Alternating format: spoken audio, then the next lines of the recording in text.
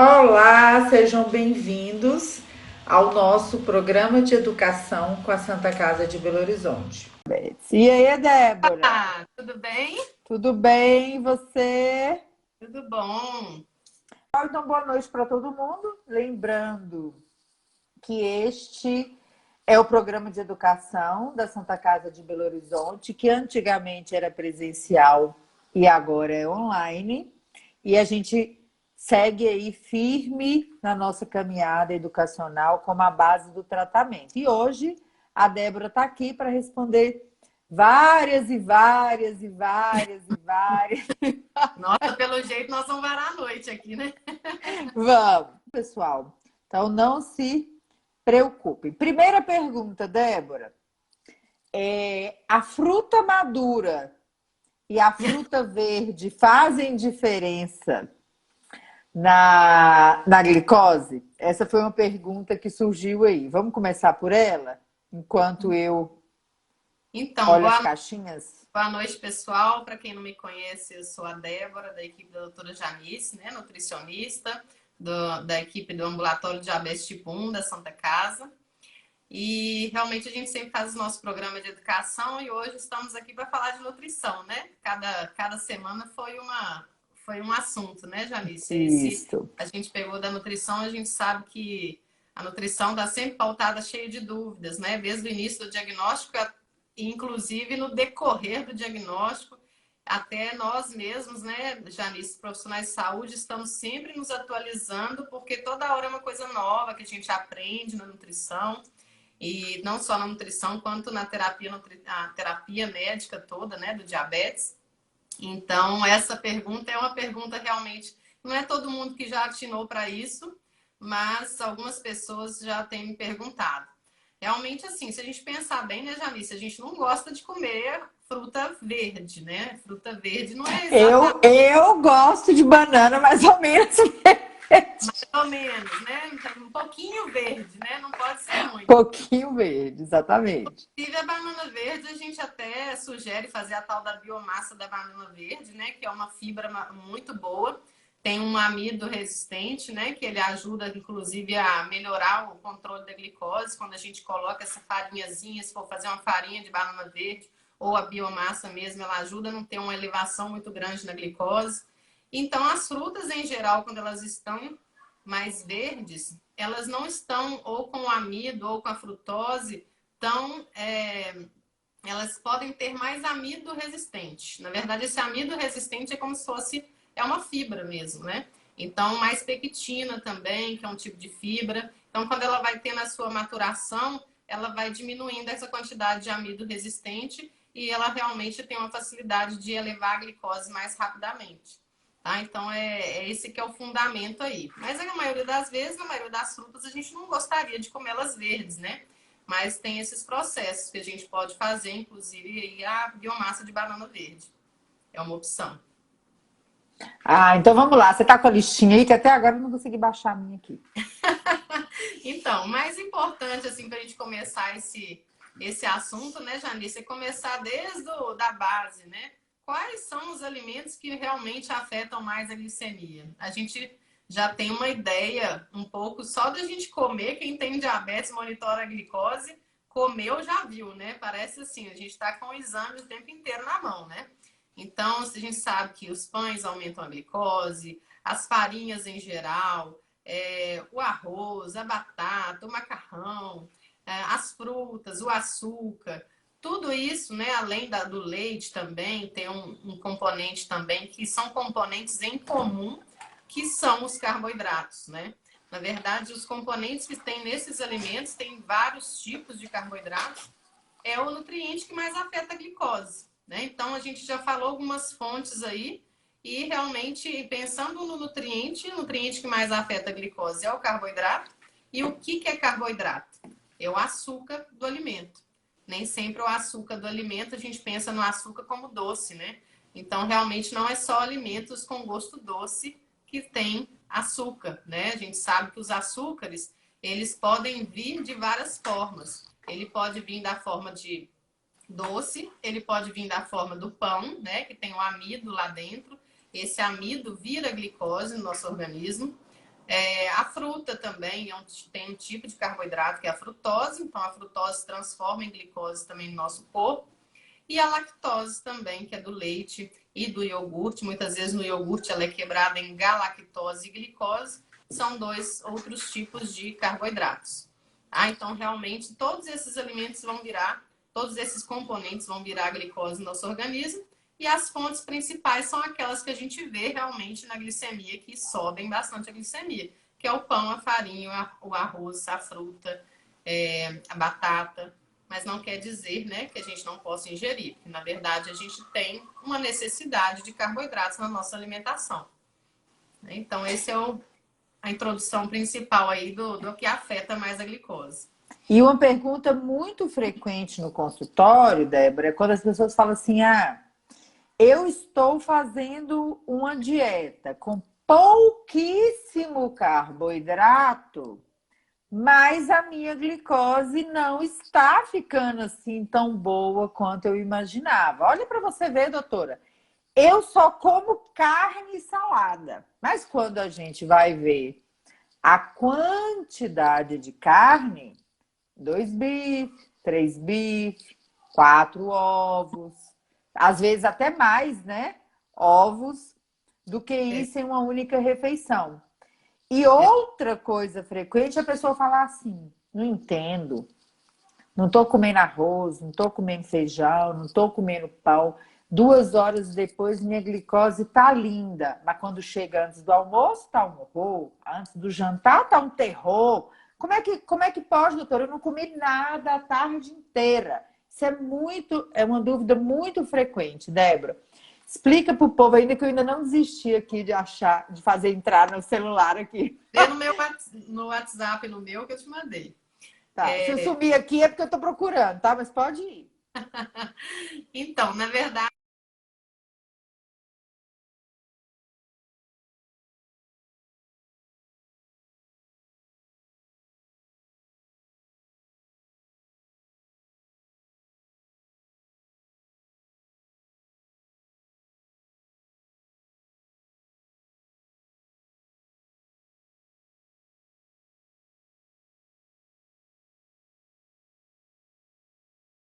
as preferências da cultura dela, né?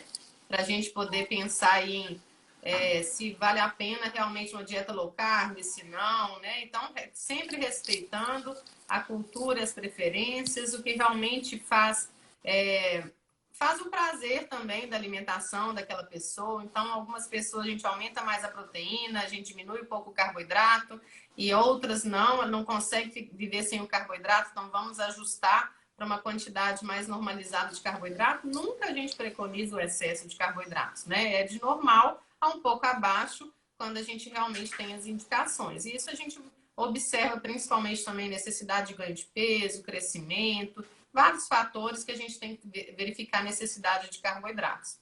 E aí é muito importante que tem muitas pessoas que às vezes diminuem muito o carboidrato e aumentam muito a proteína para saciar. Aí cai naquele caso que você falou. Come 3 bifes porque vai comer só salada e carne, né? Ou come pelo menos 200 gramas de carne. A gente sabe que os adultos, alguns estudos que mostraram efeito na glicemia em relação aos alimentos ricos em proteínas e gorduras, quando a gente passa de 30 gramas de proteína, a gente já tem uma elevação tardia na glicose, né? E aí é muito interessante que quando a gente come a proteína junto com os alimentos ricos em carboidratos, a gente toma insulina. Para quem é diabético tipo 1, né, por exemplo, a gente toma insulina de acordo com a quantidade de carboidrato. E aí aquela proteína, ela tá ali naquele balaio daquela insulina, ela tá sendo compensada também, né, quando ela não está em excesso. Então, quando você come aquele bife na hora do almoço, né, ou aquelas 3 colheres de carne cozida ou moída, ou então um estrogonofe, mas dentro das quantidades normais, sem excesso, a quantidade de insulina para o carboidrato, ela compensa a proteína e gordura, que o efeito da proteína e gordura não é de 100% como o carboidrato é. O carboidrato tem um efeito na hora, imediato, e as nossas insulinas estão preparadas para ele, né? O problema é que as nossas insulinas não estão preparadas adequadamente para o efeito da proteína, que é lá na frente, 3, 4 horas depois. Claro que já tem pessoas aí que em dieta low carb usando insulinas regulares, né? mas tem que ter todo um ajuste de tratamento para fazer esse tipo de dieta se você utilizar uma quantidade maior de proteínas e gorduras e menos insulina na hora do carboidrato. Né? Não adianta a gente achar que a gente vai acordar de manhã e comer 3, 4 ovos. 6, 5. Tem gente que chega a 12, né? Então, nesse nível. Então, assim, realmente, assim, comeu 2 ovos lá de manhã com queijo, tomou cafezinho e acha, ó, glicose não vai subir. Muitas vezes, às vezes até ela, no início ela fica mais baixa, mas depois ela começa a ter uma elevação. A proteína tem um efeito na glicose ali a partir dos 100 minutos. E se for de manhã, né, Janice, nós sabemos que ainda tem aquela resistência à insulina do café da manhã, que ela sobe a glicose de qualquer forma se não tiver uma insulina para poder combater essa resistência. Né? Então, tem todos esses fatores que, se você não usar o carboidrato para poder dar insulina para o carboidrato, você fica aquém da dose do que você precisa e acaba elevando a glicemia do mesmo jeito. Então, a gente sabe hoje em dia que é um equilíbrio, né? A gente não tem como fazer também uma dieta que vai completamente ajustar a glicemia sem um ajuste muito regular do tratamento médico em cima disso, né? Não tem mais. Exatamente. E quando a pessoa não entende, mesmo que ela não faça a contagem de carboidratos pelo método gramas, né? Que a pessoa está ali contando grama a grama, quando a pessoa não entende o efeito dos nutrientes sobre a sua glicemia, às vezes ela olha uma tabela, um rótulo e fala assim: oba, não tem carboidrato, então vou comer bastante. Não dá certo, né? Então é importante entender este passo a passo para você não levar susto. Outro susto que as pessoas levam muito baseado nisso que a Débora falou é o fato, né, de olha a glicemia 2 horas depois da ingestão, tá linda. Aí vai dormir, achando que tá tudo maravilhoso. E às vezes quando acorda de madrugada tá 300. Quando olha o gráfico da monitorização contínua de glicose, tá 250, 300. E a pessoa fala assim, mas eu tava dormindo? Tava nem fazendo nada. Comi nada, né? Não comi tava nada. dormindo, gente. Como que pode minha glicose ter subido desse tanto? Né? Então a gente precisa entender que, na verdade, são várias questões envolvidas. Então, comeu, gente, tem que entender sobre o que a gente está comendo. Tanto faz você ter diabetes ou você não ter. Por exemplo, tem muitas pessoas que vão no consultório fazendo assim: ah, doutor, estou fazendo uma low carb, estou fazendo não sei o quê, estou fazendo não sei o quê. Emagreceu quantos quilos no período dessa dieta? Nada. Tô comendo só carne, salada e não emagreci nada, porque carne não é água, né? Carne não é água. Salmão não é água, né? Ovos não é água que tem 0 calorias, né? Se você come muito em caloria, não importa qual é o plano alimentar que você está seguindo. Se você comer mais do que você gasta, o balanço energético é positivo e independente do plano alimentar que você siga, você vai ganhar peso. Então, muito cuidado quando a pessoa segue uma dieta da capa da revista, da blogueira, que fica 7 dias, né? Não tem essa aí agora? Fica 7 dias sem comer, né? Muito cuidado. Com ou sem diabetes, as calorias, né? A restrição aí de calorias, a diminuição de calorias em relação ao que você gasta, é que fará uma grande diferença, né, quando um dos objetivos for o peso. E a gente tem discutido muito sobre isso depois do último Congresso Americano de Diabetes, porque a gente tem visto que a proporção de ganho de peso nas pessoas com diabetes tipo 1, vinculando com a doença cardiovascular, né, o risco cardiovascular, está sendo uma preocupação cada vez maior, né? Então, comer a proteína, fazer uma dieta low carb, não quer dizer que todas as suas questões estão resolvidas, né? Inclusive, tem discutido muito sobre demência e diabetes tipo 1, né? Diabetes tipo 1 não, diabetes em geral, né? Então, a gente tem vivido, assim, um momento tanto das pessoas quererem aquela glicose tão rasa, né? E a gente, às vezes, não percebe que isso pode levar também a algumas complicações, que tem pouca coisa que está tão tão clara, né? Algumas coisas estão ficando claras depois das pessoas começarem a ter uma dieta um pouco mais restrita. Então, a gente tem que tomar muito cuidado com isso, né? O extremo nunca é a necessidade principal. O tratamento de um problema de saúde, ele não tem necessidade de ser extremo, né? Principalmente Porque não tem. exatamente, tratar a saúde é tratar a saúde física, mental e espiritual. Então você tem que pensar se você quer uma saúde física, a que custo da sua saúde mental, né? Essa é uma preocupação cada vez mais emergente. Às vezes no consultório é muito duro. A gente vê pessoas chegando com hemoglobina glicada de 6,3, 6,4, mas completamente perdidas em relação à saúde mental.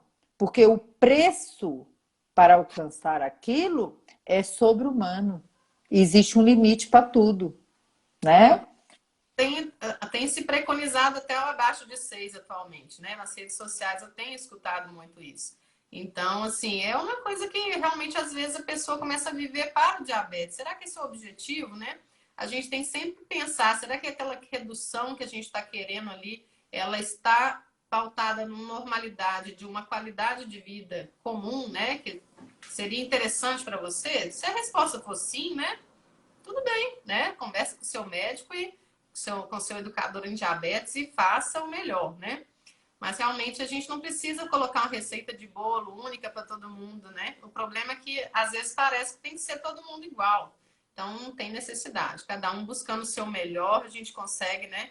Com certeza a gente vai ter uma melhora do controle. Exatamente. Então vamos lá. Pessoas com diabetes precisam de alimentos especiais? Eu confesso que eu estou me perguntando o que são alimentos especiais. Por favor, explica isso para mim que eu quero entender também. É engraçado que às vezes tem paciente que chega para mim e fala assim: ó, doutora, eu não quero gastar dinheiro demais com minha dieta, não. Pelo amor de Deus, Sim, tanto de entendi. coisa lá na minha dieta, não. Então, assim, às vezes acontece da pessoa achar que só tem que viver de diet ou viver só de farinha de amêndoa. Se você pensar em dieta low carb, é uma dieta também um pouquinho mais cara, né? Se eu for fazer um bolinho low carb, imagina, R$ 70 o quilo de uma farinha de amêndoa não é igual a farinha Vai de estar mais caro que trigo. carne? Ela é bem cara. Se a gente viver de Doido. castanha, né? Viver de carne boa, né? Então, assim, claro que carnes tem vários tipos, mas então, assim, a gente pode escolher Só muito não bem. tem o tipo barata mais, Débora. O tipo É, barata não tem mais. até que o filé de frango ainda dá para comprar, né? Um pouquinho mais barato. Porque Peito de frango dá para comprar o ovo, né? Acaba sendo mais acessível. Mas então, assim, realmente a gente tem que tomar cuidado que quando a gente. Eu tenho percebido, eu tenho me preocupado muito com as pessoas que têm um diagnóstico recente, né? Eu tenho visto aqui que tem vários colegas, vários pacientes, né? E colegas com diabetes aí que nos seguem, que já conhecem o tratamento do diabetes de longa data. Mas quem está iniciando, né, o tratamento, está começando o diabetes tipo 1 agora, ou o próprio diabetes tipo 2, mas eu percebo muito comum isso nas mães, né? Começam a buscar a rede social, começam a ver exemplos, né? Então, assim, eu tenho pegado pacientes que estão cada vez mais iniciando o processo restritivo desde o início. Aí você imagina, é claro que se eu colocar um bolo com farinha de trigo ou mesmo um pãozinho, para quem não está com tratamento ajustado, você vai ver a glicose subindo para 300, você vai falar, não, realmente, o pessoal da rede social tem razão. A farinha de trigo é uma bomba, né? Porque realmente, gente, é claro que se eu viver de pãozinho francês sem ajustar a minha insulina, tomar insulina bem antes, ela vai dar um pico de 250. Então, assim, se eu não quero isso, eu tomo insulina bem antes, eu faço estratégias para poder diminuir o índice glicêmico desse pão. A gente tem hoje tanta estratégia que não tem necessidade de ser exatamente a restrição, né? Então, assim, posso tentar um pão integral, que é muito melhor, realmente, o cereal integral, mas realmente na hora que a pessoa está naquele momento de desajuste, qualquer coisa que você testa parece que está tudo errado, né? E às vezes é só tentar ajustar um pouquinho o tratamento, aquele pão para de ser o problema, né? Então, a maioria das vezes, quando você vê que a pessoa já começou a sair daquele momento de da toxicidade maior da hiperglicemia do início, né? Que a glicose está lá em cima. Depois ela começa a dar aquela melhorada, entra até numa lua de mel, né? Do diabetes. As coisas não é, o pão não é o problema mais. Depois você vai começando a lidar com eles fora da lua de mel, ajustando dose, fazendo estratégias melhores. E claro, escolhas alimentares melhores sempre vai ter que ser a nossa melhor ação, né, no tratamento do diabetes. Não tem a necessidade de, é claro, se o pão francês é o meu queridinho, eu vou deixar ele para comer de vez em quando. Mas se eu gosto do pão integral também, eu gosto de um cereal, eu gosto, por exemplo, de fazer uma tapioca, eu faço com chia, eu faço com linhaça, eu coloco um ovo no meio para poder fazer aquela crepioca. E aí o ovo, por ter uma digestão mais lenta, por causa da proteína e gordura, vai ter um efeito mais lento também na glicemia. Tudo isso são estratégias que a gente consegue, né, controlar um pouquinho melhor o efeito dos carboidratos, mas eu não preciso ficar sem ele, né? Então, tudo isso é muito importante da gente ir alinhando, né? Com cada tratamento, com cada hábito alimentar. E tem uma pergunta que o pessoal faz muito aqui, né? Que eu vou ler e vou aproveitar e vou contar uma história que aconteceu comigo essa semana para vocês rirem, né? Ó, alimentos que nascem debaixo da terra, como as batatas e mandioca, os que contêm farinha na composição, ou mesmo o arroz e as massas, têm sido alvo do medo de consumo por parte de quem tem diabetes.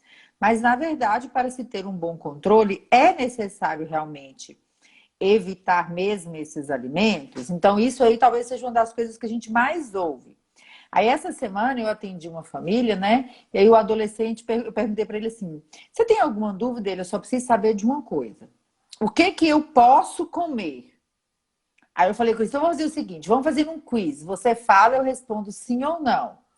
Aí ele, eu posso comer... Ele olhava assim para mim, né? Eu posso comer salada? Eu, sim. Arroz? Sim. Aí, à medida que eu fui falando sim, ele foi apelando, né? Ele foi assim, eu posso comer Nutella? Bolo de aniversário? Um salgadinho de vez em quando? Aí ele falou assim, não é possível, doutora, não tem mais nada para falar. Eu falei, exatamente. Na verdade, poder, você pode comer de tudo. Você está começando sua jornada de aprendizado. Para você aprender o que é melhor para você comer, né? Então, essa história de debaixo da terra, batata, mandioca e por aí vai, é uma coisa muito frequente no consultório, não é, Débora?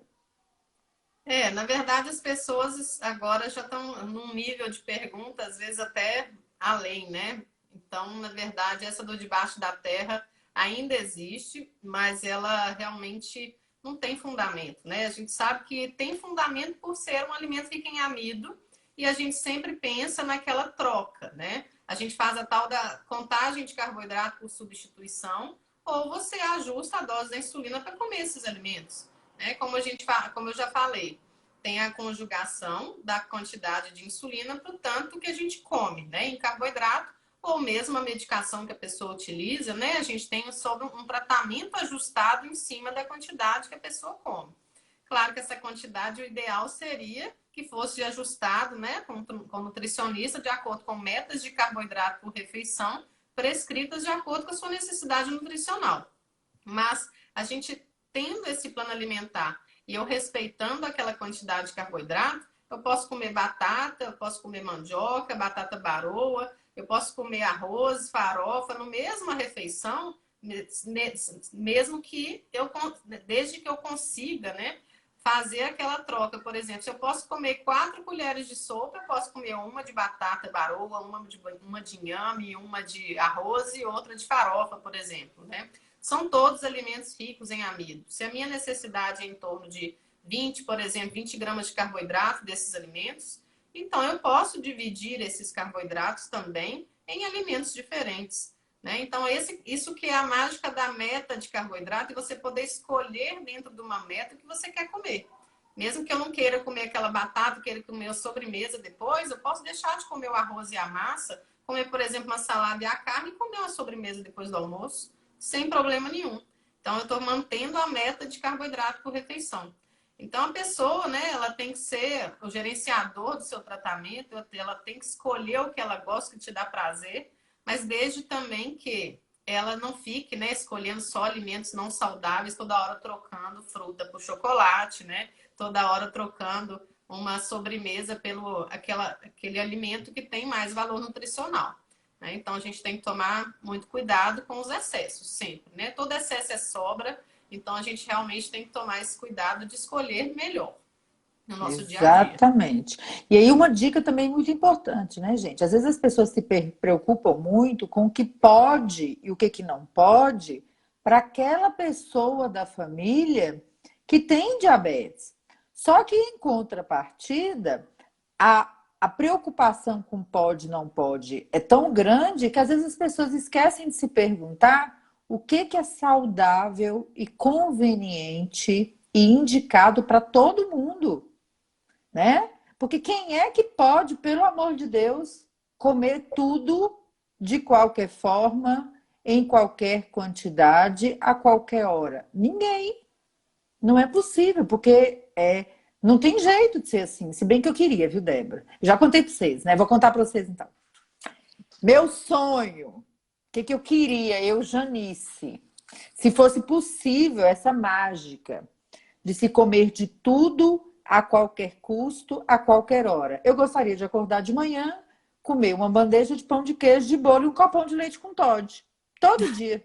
Todo dia eu queria comer isso, porque eu adoro pão de queijo, bolo e leite com achocolatado. Mas eu posso fazer isso todo dia? Poder eu posso, mas eu devo? Não, porque senão a minha saúde não vai se sustentar, né? Então a gente precisa entender. E eu vejo muitas famílias tão focadas no que a pessoa com diabetes pode ou não pode, que a pessoa esquece que ela também deveria estar seguindo aquelas orientações da nutrição saudável. Eu sempre falo com as famílias, aproveita a oportunidade, dieta não é castigo.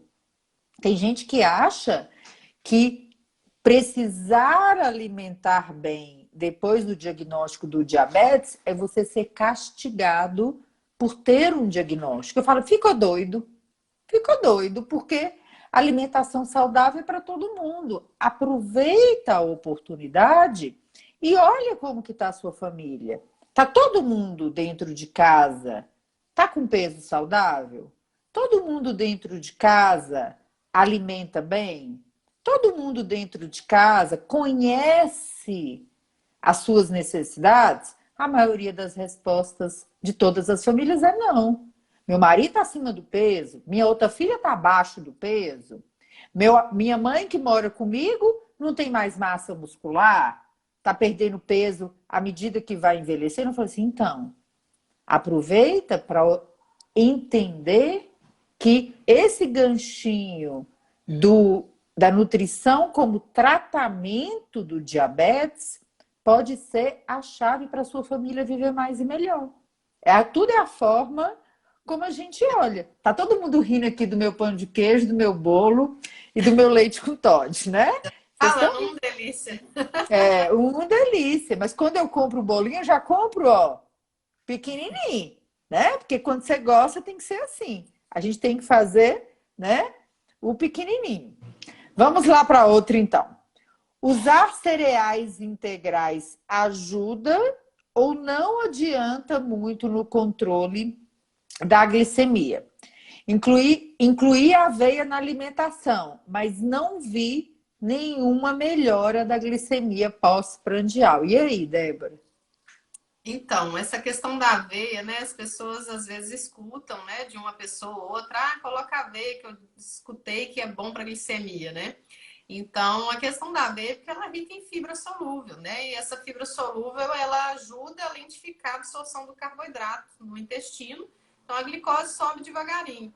Então, realmente, assim, o problema é que a aveia também é um alimento rico em carboidrato, né? A gente fala que a aveia é prima do trigo, do arroz, né? Então, na gente pensar em as plantações, né? São todos primos, são cereais, né? Então, os cereais, eles têm carboidrato, eles têm amido.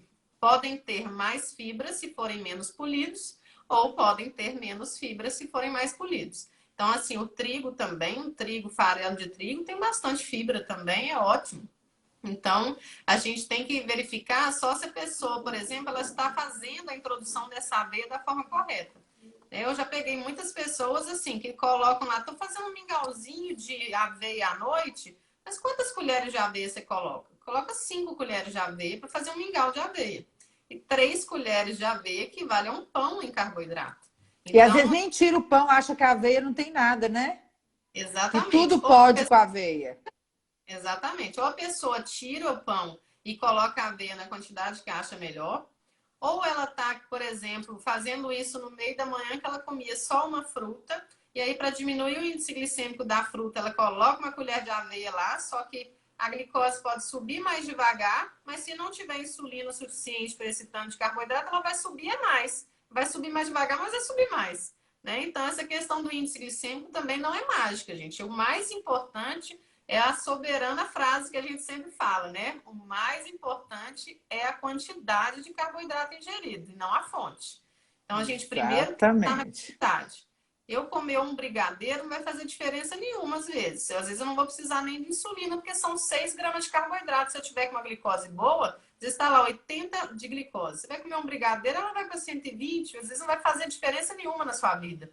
Mas se você comer 2 frutas, ou uma fruta que seja, já tem o dobro de um brigadeiro, né? Então, às vezes, a pessoa demoniza alguns alimentos e coloca outros como se fosse, né? Ou a solução. Então, a gente tem que tomar muito cuidado, colocar realmente os pingos nos is, contar o carboidrato dos alimentos, entender mais dessa quantidade que cada alimento tem. E quando eu incluo um alimento, eu deveria substituir outro para principalmente manter uma meta ou manter um peso ideal. Ou se eu quiser comer a mais, eu tenho que quantificar mais e tomar insulina extra para cobrir esse carboidrato extra. Então, a gente precisa entender tudo isso. Às vezes, a pessoa simplesmente inclui sem tirar também. Então, vai subir mais, mesmo que seja na aveia, mesmo que seja um alimento com cereal integral. Tem mais carboidrato, vai ter mais glicose sendo, né, absorvida pelo nosso intestino. Então, o mais importante é a quantidade. E como que isso é importante, né, Débora? Que às vezes as pessoas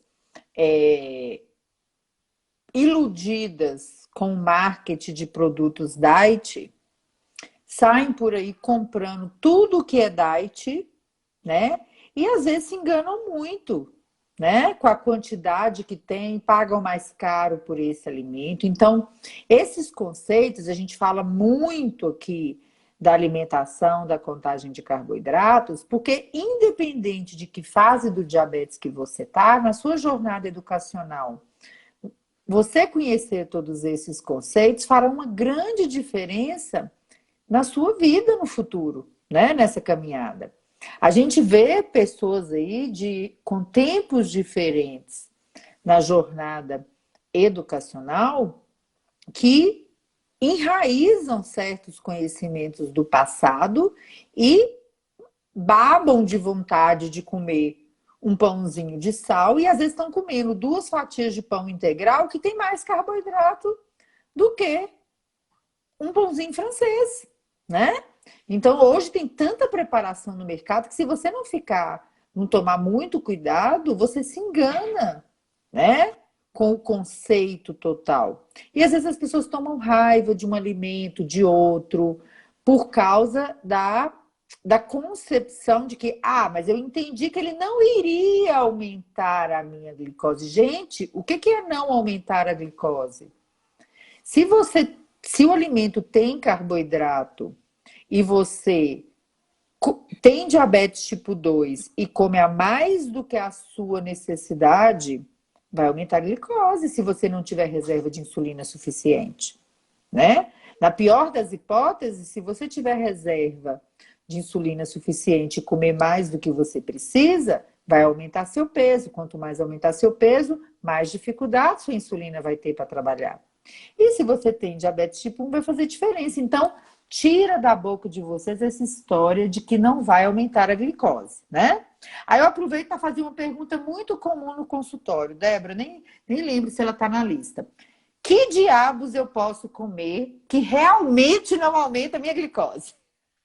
Dá uns exemplos. Porque essa pergunta aí, as pessoas, à medida que elas vão aprendendo, elas falam, então, peraí, doutora, tudo que eu estou falando e comprando, que eu acho que não vai aumentar a minha glicose, então aumenta. Até agora, o que você falou aumenta, né? Então, o que as pessoas poderiam realmente ingerir durante o dia que realmente não afetaria a glicose? Isso é uma dica importante até para o controle do peso.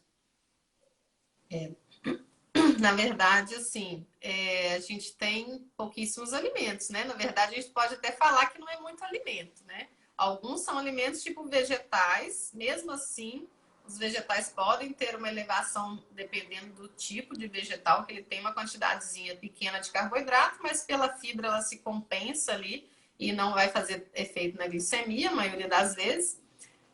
Então, alface, né? Como estão falando aí, água. Isso realmente não vai afetar tanto a glicose, não vai afetar nada na glicose. Agora, sim, chás, geralmente, o café, ou um refrigerante zero. Às vezes as pessoas falam muito assim, será que esses refrigerantes são zero mesmo? Realmente, assim, não tem, né? Não tem açúcar, não tem carboidrato nenhum, então eles não vão afetar a glicose.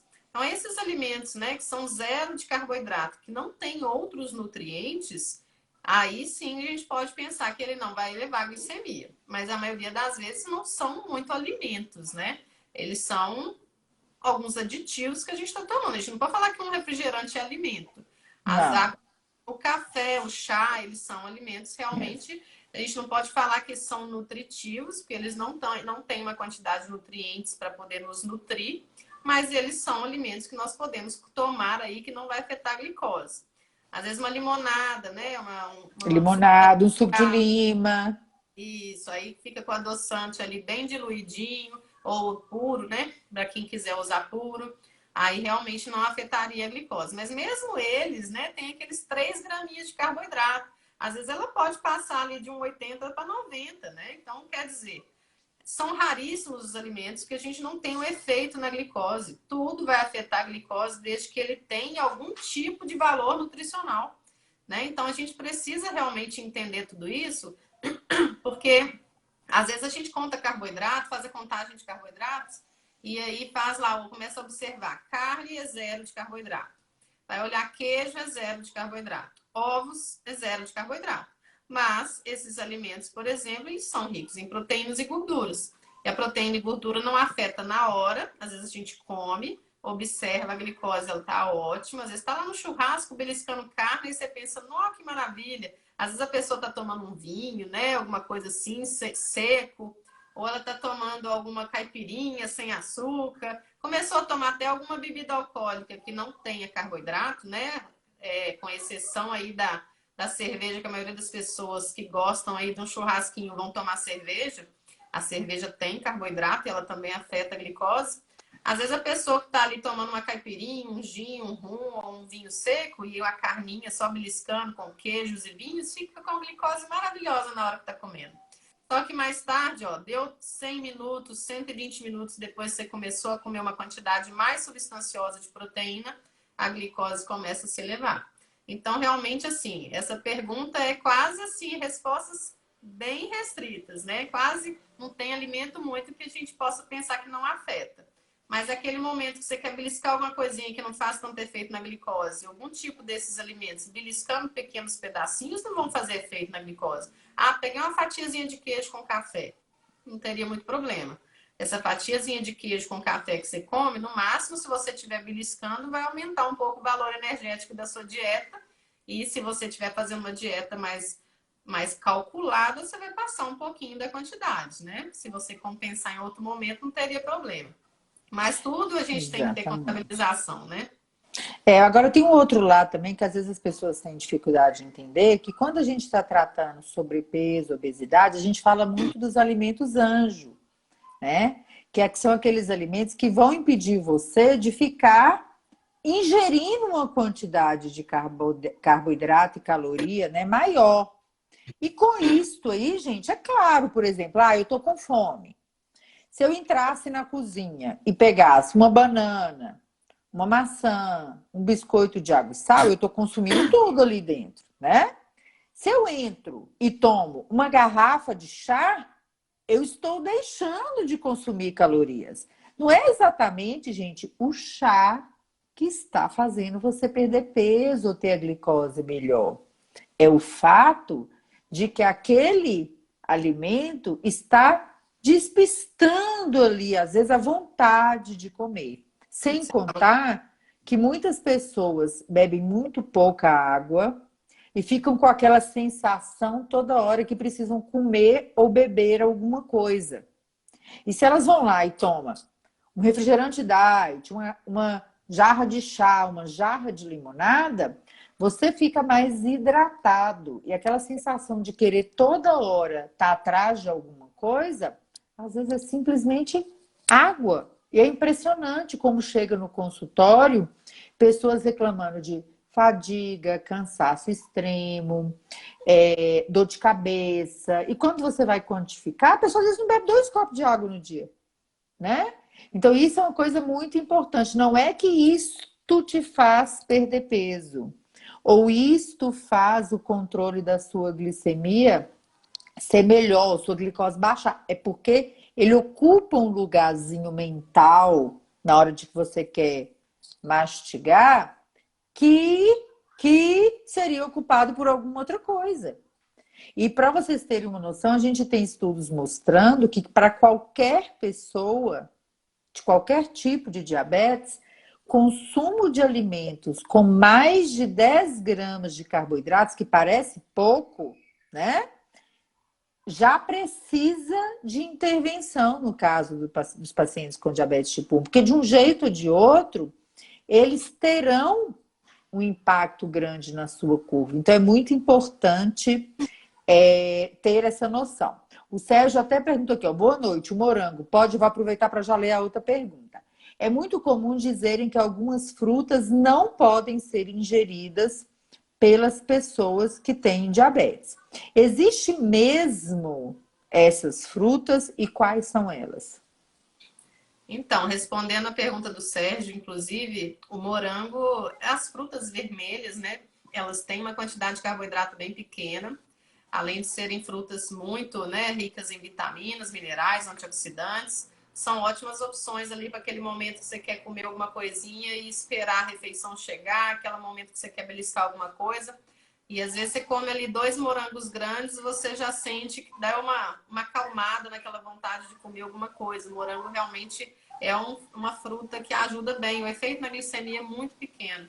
Se a gente pensar em quantidade de carboidrato aí, você precisa de comer para chegar a 10 gramas, 8 morangos grandes. E é difícil a gente chegar a comer 8 morangos grandes de uma vez, né? Se a pessoa estiver realmente pensando em só nessa refeição, o morango acaba vindo como algo, um extra, assim, 1, 2, né? 3 que a gente acaba comendo e dá aquela saciada na vontade. Morango, tá, gente? Não é morango com leite condensado e creme de leite, não, tá? Só para lembrar. É isso aí. E às vezes começa a colocar um chocolatinho no morango, né? E começa a dar uma engordada também, né? Bom, em relação às frutas, a gente tem o mito das frutas, de algumas frutas não poder comer, para quem tem diabetes, vem do índice glicêmico da fruta. Mas, na verdade, não só do índice glicêmico, quanto também da quantidade de carboidrato, né? A gente tem que entender que são duas coisas diferentes.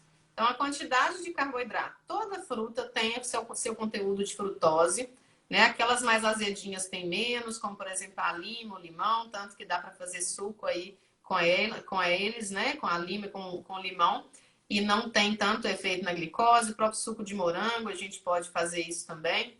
Então, algumas frutas têm um conteúdo de frutose maior, como por exemplo a banana ou a manga, né? Tem o mamão também, tem uma quantidade de carboidratos maior, né? Então depende da porção que a gente come de qualquer forma. O mais importante é o tamanho da porção.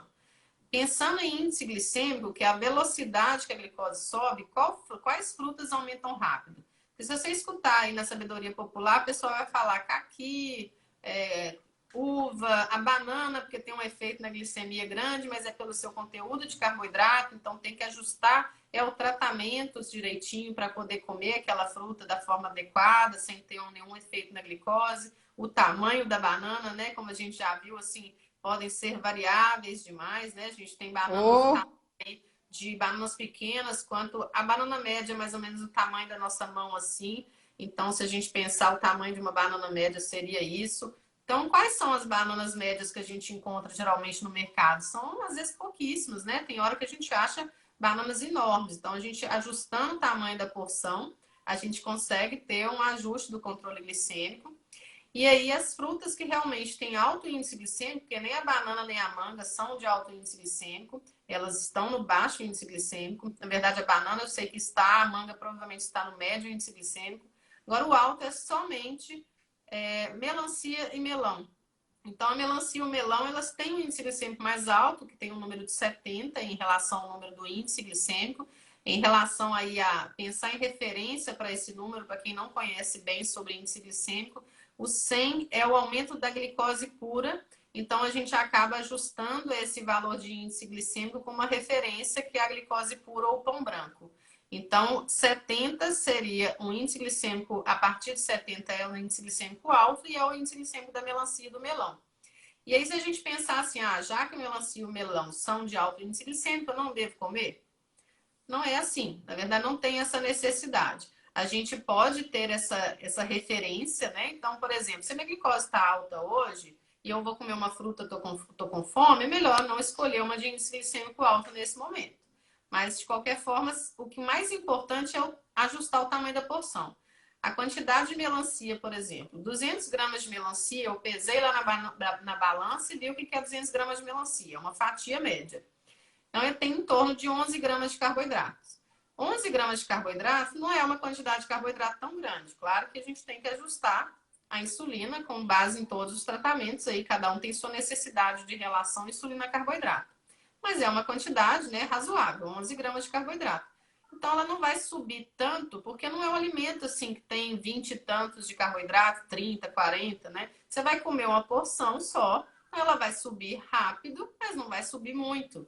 É a mesma coisa da história do brigadeiro que eu falei. Eu vou comer um brigadeirinho, tem leite condensado, então aumenta rápido a glicose? Pode aumentar rápido a glicose, mas vai aumentar rápido, mas não vai aumentar muito. E eu vou sempre ajustar o meu tratamento para aquele aumento subiu, caiu, né? Não ficar subiu, ficou, né? A gente sabe que nosso controle da glicemia, ele não é uma reta, ele é quase um eletrocardiograma, né? Vai subindo e descendo. O ideal é que ele suba e desça dentro daquela faixa-alvo, né? 70 a 180. Mas a gente tem que saber que isso é normal. Eu comi, ela vai subir, né? Então, não é para esperar ela ficar reta. Nossa, subiu. Subiu, gente. Sempre vai subir. Comeu o alimento, vai subir, né? Alguns mais, outros menos. E aí, de acordo com a individualidade de cada um, a gente pode também ir ajustando, né? Tem coisa que não fez bem para mim tá legal, prefiro ficar sem. Tudo bem. A questão do pãozinho, por exemplo, farinha refinada, realmente dá um pico na glicemia mesmo. Tem, inclusive, vários tipos de pães, às vezes, que dão efeitos maiores ainda, né? Então, a gente precisa realmente observar o que é interessante para a gente utilizar no dia a dia e o que não é, né? Então, se eu gosto de pão, o pãozinho integral vai ser melhor. Então, eu preciso comer pão todas as refeições, café, lanche da tarde, café da manhã, lanche da tarde antes de dormir, igual aqueles 3 lanchinhos que a gente tem. A gente pode substituir por um cereal, um iogurte, uma fruta, né? Uma vitamina com aveia, alguma coisa diferente, que também não fique só de pão, né? Só de farinha, né? Só biscoito, porque a gente às vezes tem essa coisa assim. O que é prático de comer? Biscoito, pão, torrada, né? Então, a gente tem que um pouquinho sair dessa zona de conforto também. Quem tem diabetes tem que abrir esse leque, né? A gente não pode ficar só nisso.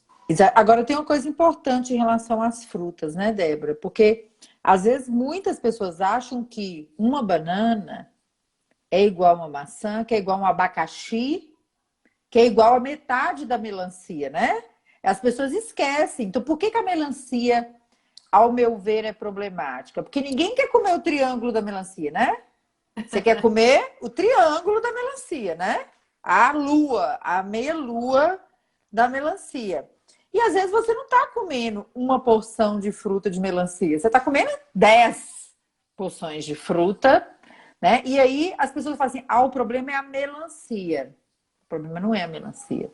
O problema é a quantidade, é a porção da melancia que você está comendo, né? Mostra aí mais ou menos qual que é o tamanho, ô, Débora, da porção de melancia. Você sabe? É mais ou menos isso mesmo. Isso mesmo, né? Assim, isso. É um Isso aí triângulo. não tampa nem o buraco do dente, gente. Pensa bem. Ah, dá para comer bem, sim. Aqui, aí a pessoa quer comer o quê? Quer cortar a melancia no meio, né? E ir arrancando a melancia. Aí é dureza, porque melancia, infelizmente, né? Como o conteúdo de água é grande, muitas pessoas têm o hábito de comer melancia assim, né? Na verdade, tudo é um treinamento, né? Da gente se treinar mesmo, da porção, né? Então, quando a gente tem o hábito de comer nos horários corretos, a gente não fica com tanta fome. Então, na hora que você vai comer uma fruta, o ideal é que você não chegue naquela refeição para comer. Nossa, eu quero comer 3 fatias de melancia para me saciar. Então, a gente tem que tomar esse cuidado, né? Até a questão de comer de 3 em 3 horas ou não, né? Se precisa ou não disso, a gente tem que saber se policiar. Se eu passar muito tempo sem comer, se eu vou ter um descontrole da minha fome, vai ser difícil de controlar a próxima refeição. Porque quando eu descontrolo, eu começo a colocar muito carboidrato de uma vez na mesma refeição, eu vou ter um pico glicêmico maior. Isso aí é fato, né? Quanto mais carboidrato eu como, maior pode ser o meu pico glicêmico. Porque realmente tudo aquilo vai ser absorvido. Então, se eu conseguir fazer mais fracionamento de refeições com menos quantidades, mais vezes ao dia, eu consigo controlar esses picos e vales, né, para não ficar subindo demais. Então, a gente consegue controlar também um pouco nessa fome e saciedade, né? E isso é um dos mais importantes. Além da hipoglicemia, que a gente tem que ficar de olho, né? Claro que a pessoa não está lá com aquela basal ajustadinha, ficou muito tempo sem comer, cai. Então, nem todo mundo está com aquele ajuste fino do tratamento, né? Isso, Exatamente. toma muito cuidado. Então, gente, só um detalhe que é importante a gente lembrar, que quem tem diabetes e não tem doença renal crônica pode comer todo tipo de fruta. Mas quem tem comprometimento da doença da saúde do rim, não vai ser orientado em algum momento a não consumir a carambola, porque ela tem uma neurotoxina que o rim não consegue mais filtrar, tá? Então, pode comer quem tem o rim saudável, sim. Quem já não tem o rim saudável não pode comer de todas, porque não pode comer a carambola, tá? Porque ela não é filtrada. Então, eu sei que tem muitas pessoas aqui que estão, às vezes, fazendo diálise, né? Às vezes estão pré-dialíticas, então é importante lembrar isso, tá? Eu nunca, nem sei se alguma vez na minha vida eu comi carambola, então não sei por que as pessoas têm ver tanta carambola nessa vida. Não é tão comum para a gente aqui. É. Algumas pessoas que têm mais facilidade de ter, né? Às vezes na zona rural. Então, mas a gente até deixou uma das perguntas aí sobre os produtos diet, né? As dietas especiais. Realmente, assim, não há necessidade de nenhuma dieta especial, mas a gente tem alimentos de verdade, né? A gente tem que comer alimento de verdade, fruta, legume, arroz, feijão, salada, carne. São alimentos comuns, né? Não precisa de alimentos especiais, o leite, os ovos, né? Precisa de alimentos especiais. Mas, de qualquer forma, essa questão dos produtos diet, né? Na verdade, eu não vejo só com maus olhos, né? Como as pessoas hoje endemonizam até um pouco os alimentos diet agora, né? Então, tem aquele lado, né? Que o pessoal que só procura o diet sem açúcar, porque acha que é isso que tem que procurar no início do tratamento. E tem o pessoal que já começou a demonizar os diet. Eu acho que a gente tem que valorizar tudo que nós temos aí na indústria para facilitar um pouco a palatabilidade das pessoas com diabetes e a diminuição da ingestão de carboidratos, né?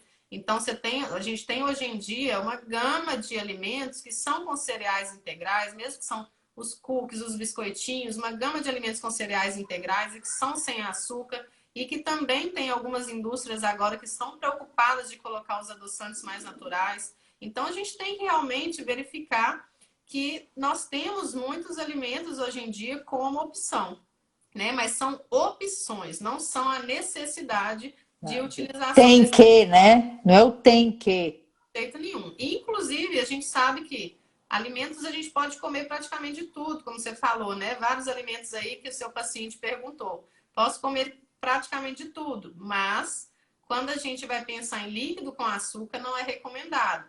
porque realmente é uma adição de carboidrato no líquido que tem um esvaziamento gástrico muito rápido. Então, o aumento da glicose é muito rápido. Mesmo que você tome insulina para aquilo, o pico da glicose vai ser muito rápido e não é interessante. Além de ser uma caloria vazia, né? Uma adição ali dentro do líquido, você não vai deixar de comer alimentos ricos em carboidratos que te saciam para poder tomar o açúcar no líquido, né? Colocar o açúcar no líquido. Então, o ideal é líquido sem açúcar mesmo. Então, quando a gente pensa naquela coisa do refrigerante, se é zero, se é comum, é claro que é o zero, né? Mas pensar em refrigerante não é recomendado para ninguém, não é alimento, né? Mas, de qualquer forma, se for tomar, é o zero mesmo. Se for tomar um café, um chá, um suco, não adicionar mais carboidrato, né? O suco, por exemplo, se for natural, já tem carboidrato da própria fruta. Então, o ideal é que não adicione mais carboidrato. Então, se pensar em algum alimento que a gente não deveria, ainda mantém essa restrição, pelo menos um pouco, né? Não é completamente proibido, mas não é um recomendado que a gente utilize líquidos com açúcar. Exatamente. Então, eu acho que esse assunto aí das frutas, do diet, do adoçante, aqui não tem nem mais pergunta. Do que adianta colocar chia ou farinha de maracujá ou banana verde na comida? É verdade que abaixa a glicose? Então, aí é aquela história da fibra, quando a gente inclui uma fibra. A gente até, no ambulatório, a gente brinca, né? Se não gosta de pãozinho integral, coloca chia dentro do pão francês, então, coloca um queijo, né? Ou coloca um ovo, então coloca uma chiazinha, por quê? Aquele pãozinho que tem uma chiazinha, ou aquela tapioca que você está fazendo, que você colocou uma chia, ou misturou com farinha de linhaça, você está incluindo fibra no meio. E aquele carboidrato da tapioca ou carboidrato da farinha de trigo que você está ingerindo vai ser absorvido mais lentamente, porque o estômago vai ficar trabalhando ali junto com a fibra e a fibra forma um gel com aquele nutriente, né, com aquele alimento, e aí ele vai liberando essa glicose de forma mais lenta. Então, ao invés da glicose subir rápido, ela vai subir mais lentamente. Mas não adianta a gente pensar assim: eu coloquei farinha de maracujá que estava lá escrito que abaixa a glicose. Isso não abaixa a glicose, gente. Isso faz com que a glicose suba mais lentamente porque tem fibra nesse alimento. Tá? Então, quando a gente adiciona fibra, é bom. O psyllium, a farinha de maracujá, a farinha de banana verde, a própria chia, são realmente componentes que vão nos ajudar, né? Coloca ali na saladinha, aumenta a quantidade de fibra da alimentação. Então, é sempre uma boa ação aí para diminuir o índice glicêmico. Mas não é mágica, né? Não abaixa. E sempre com muito bom senso, né, gente? Às vezes a gente vê as pessoas gastando verdadeiras fortunas nessas lojas especializadas, comprando farinha, semente, de tudo que tem na vida, praticamente virou um passarinho, né? É o dia inteiro, da hora que acorda até a hora que vai dormir, sementes comendo um exagero de uma coisa que não está suportando, e aí o momento da refeição, que a gente também fala muito aqui na página, passa a ser um sofrimento e não um momento de prazer, que é o que a comida é, né? Ela não é só um alimento, ela também é uma fonte de prazer. Então, muito cuidado com esses exageros, porque o que acontece muito nos exageros? A pessoa compra tudo, às vezes não enxerga o resultado que ela gostaria de ter, e aí faz o quê? Abandona tudo e perde o benefício do bom senso. Se tivesse usando orientado, com moderação, né, como a Débora explicou, estaria com um efeito, né, benéfico. Mas quer usar tudo e só isto, perde o gosto pela comida, gasta uma fortuna e não vê um resultado, né? Então tem que se ter muito cuidado. E é aquilo que a gente sempre repete: cuidado com o que você faz com a sua saúde sem orientação adequada. Sem orientação adequada, né? Quando a gente faz uma coisa por conta e risco da gente, significa que a gente também tem que assumir, né, o desfecho. Tem que assumir a consequência daquilo que você fez com você. E às vezes você desperdiçou o benefício atrás do sonho, do milagre, né? Sim. Infelizmente. É outro endereço, tá, gente? Milagre é outro endereço. É outro endereço, tá? Não é aprendizado nem live, nem em programa de educação. É outro departamento, tá? Então, a gente tem Parece que que tem tomar um bocado muito de cuidado. pergunta aí, Janice. Eu vou só juntar as que já estavam pendentes aqui para a gente voltar, tá? Porque umas já estavam até respondidas.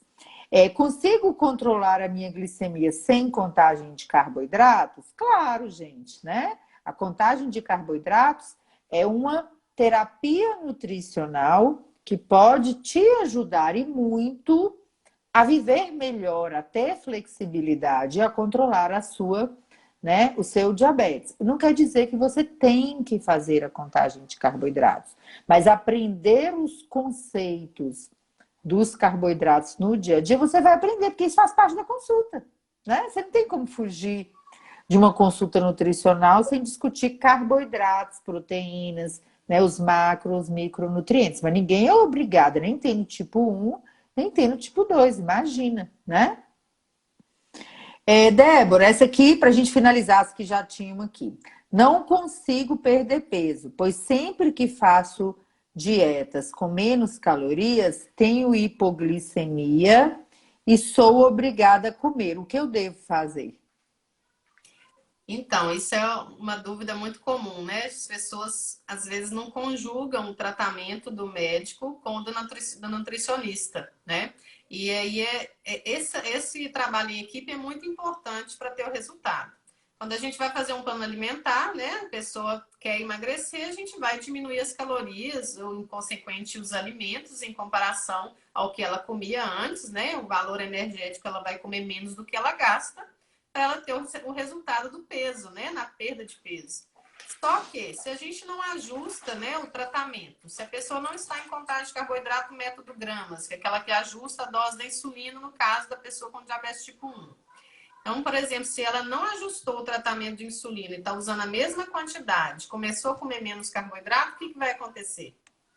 Vai dar hipoglicemia, né? Então, se a gente não ajustar a insulina para uma quantidade menor também, ou fazer a contagem de carboidrato ajustando a quantidade que eu estou comendo, a necessidade de insulina menor também, então a gente não vai ter um resultado tão legal na glicemia. A gente começa a ter hipoglicemia e a consequência é ter que tratar com comida, né?